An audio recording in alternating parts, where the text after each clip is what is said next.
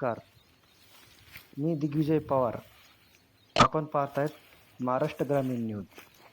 वैजापूर तालुक्यातील खंडाळा गावात गट क्रमांक 691 मधील सुरेश नाना पवार व जवळील शेतकऱ्यांच्या शेतामध्ये रात्री डुकरांनी अक्षरशः थैमान घातला आहे.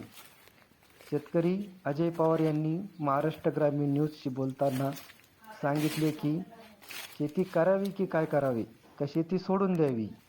डुकरांनी शेतातील मका अक्षरशः तुडवून टाकून शेतातील कणसांचा नाश केला आहे.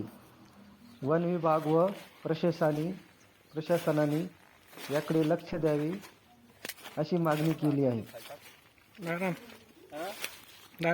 नमस्कार. मी दिग्विजय पवार. आपण पाहतायत महाराष्ट्र ग्रामीण न्यूज.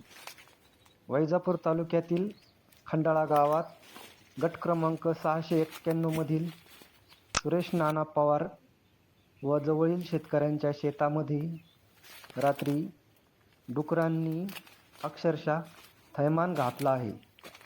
शेतकरी अजय पवार यांनी महाराष्ट्र ग्रामीण न्यूजशी बोलताना सांगितले की शेती करावी की काय करावे, का शेती सोडून द्यावी.